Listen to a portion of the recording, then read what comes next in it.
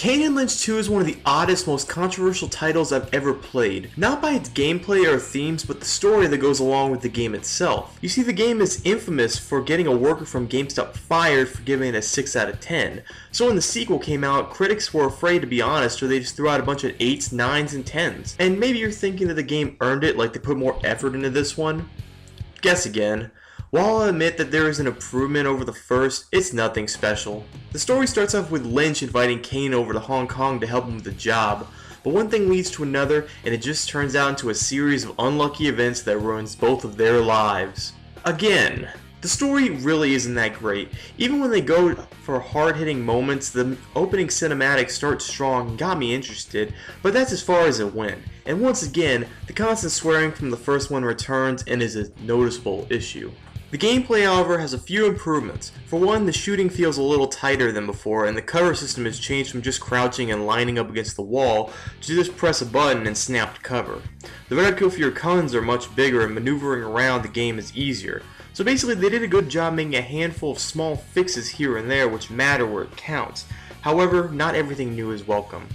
One thing you'll notice right off the bat is the game's visual style, using a lot of dirty camera work and shaky cam, and some visual filters or lens flares occasionally. Now this isn't a problem with the cutscenes, but during firefights that stuff is still there. When you run the camera shakes, or turning near a bright light you'll get a lens flare in the corner. Again, not a big issue since you can turn the shaky cam off. My main problem is all the visual filters that you can't turn off. Like when you shoot your gun or when you get shot, and the bloody screen goes nuts, making it very hard for you to see. When the shaky cam is on and the bloody screen goes, unless you're behind cover, you might as well kill yourself because there's no way you'll make it out alive. There is a pretty cool filter where when you shoot civilians or cops in the face, it adds a blurry face filter, which I think is kind of funny. Also, the levels aren't as creative as the last installment. Here, all you get is the back alleys and streets of Hong Kong. Every now and then they try to mix it up with a restaurant, an apartment, or a convenience store, but it still has a very similar style no matter where you go, so it's not much better. The only section that really stood out to me is the section where you're shooting from a helicopter in the last stage at an airport. And my biggest problem is the guns themselves. Most of them you don't need since the shotguns are the most accurate weapon in the game, and it has an amazing range, so if you have a choice between a sniper rifle and a shotgun, of course you go to shotgun. However, the AI knows this too and exploits the shotgun like crazy, even suicide charging you with the shotgun with no way to escape. Also, of course I have to mention the awkward running naked through the streets section.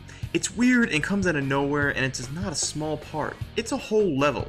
You're naked with a blur effect right on your rear end. Plus, the game is shorter than the first one, clocking in at 4 hours. I mean, how pitiful is that? But you know what, despite my complaints, I actually had some fun playing this game. Like I said, the shooting is the best it's ever been and the graphics are better, and hey, you know what, when I bought this game used, it was only $2, so I wasn't out much, making it kind of hard to actually complain. Well, except for the fact that when you go to the last level, the game kept freezing, preventing me from winning until way later when all of a sudden it let me win and gave me the most abrupt and just all-around terrible ending to any game attempting to tell a cinematic story. In the end, the game really is a mixed bag. On one hand, the graphics and shooting are a lot better, it's super cheap price, and the game has a very interesting style. But on the other, the glitches, repetitive levels, constant swearing, a story I do not care about, and most of the guns are unnecessary. If you're curious enough, give it a go, but if not, play Max Payne 3. That is a much better game. So, in the end, I'll give Kane and Lynch 2 a 6 out of 10. I'll see you guys next time.